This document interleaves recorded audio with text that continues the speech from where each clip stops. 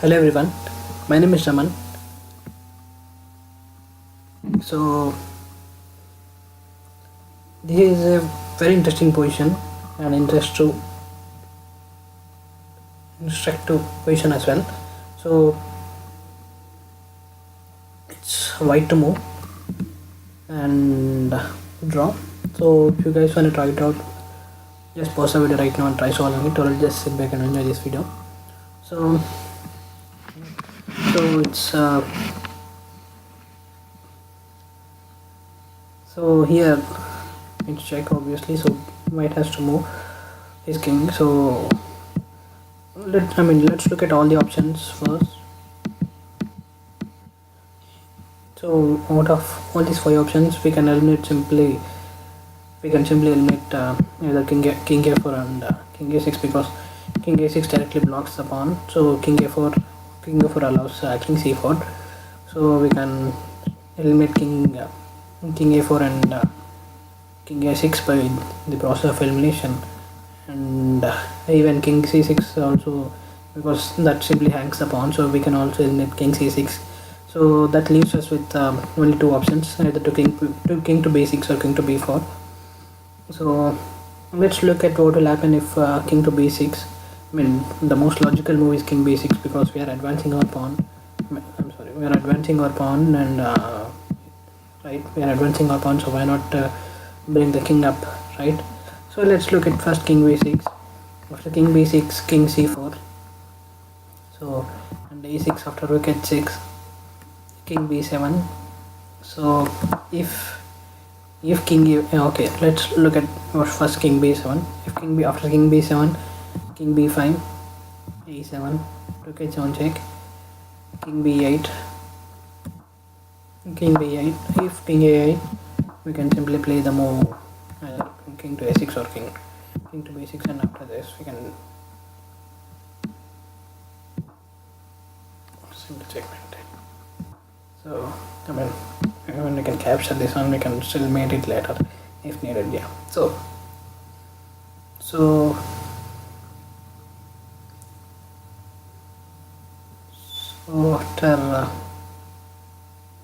after rook h7 check, king b8.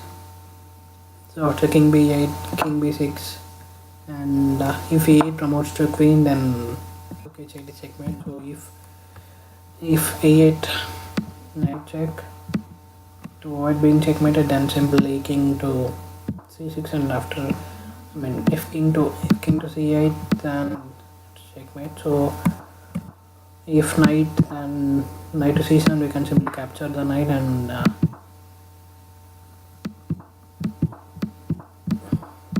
this is checkmate. So yeah, hence that doesn't work. So after rook b, hence after rook h7, if king b7 doesn't work. So let's look at what will happen if king a5. If king a5, king c5, and after a7, king a6, king c6, and after white will have to eventually give up the pawn. There is a better way. Even there may be a better way to checkmate the white in even less moves, but still, this is what I want to say. This is winning for black. So there is no way. So there is nothing here.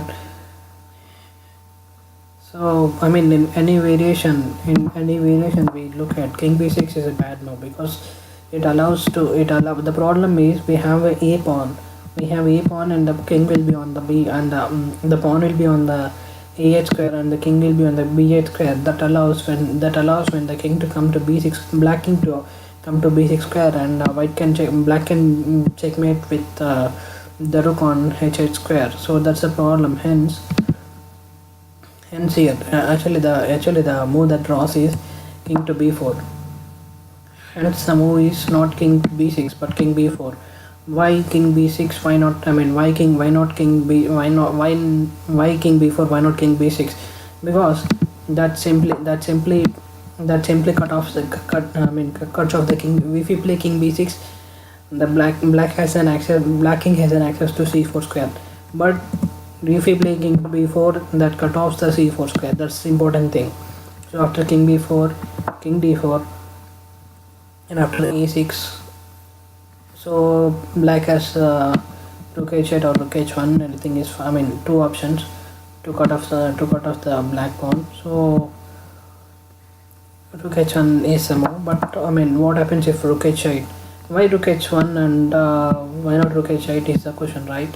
So what is the difference between rook h8 and rook h1 is rook h8 gives I mean, rook h1 follows the pawn from through behind the from behind it, so that will give an more that will, I mean, if needed we can simply play, we can, if we can simply oscillate between the moves, we can play the moves between rook a1, rook a2, rook b3, rook a2, rook a3.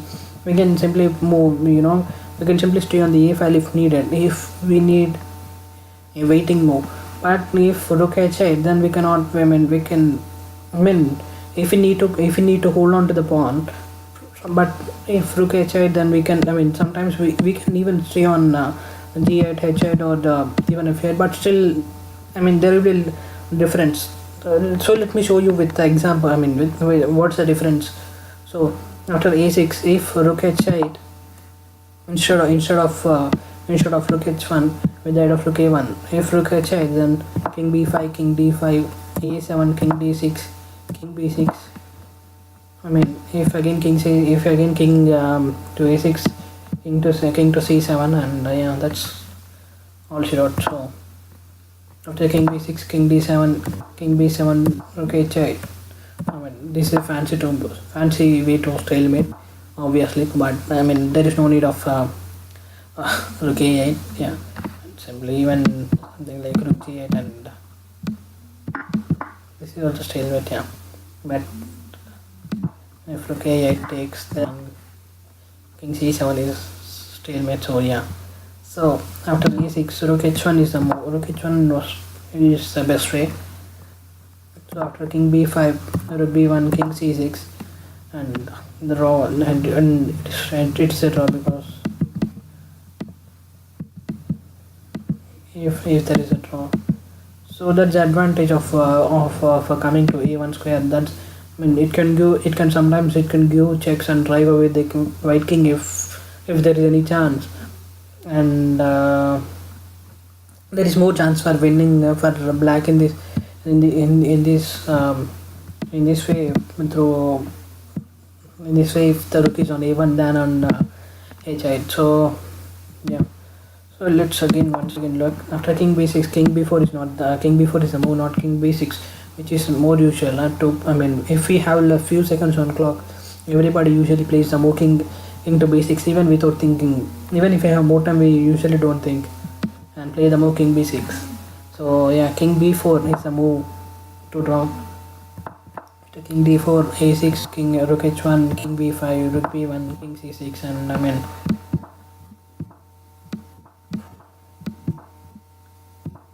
and anything wins. I mean, this is a draw. So yeah. So I hope you like this video. Please subscribe to my channel for more videos. Thank you for watching.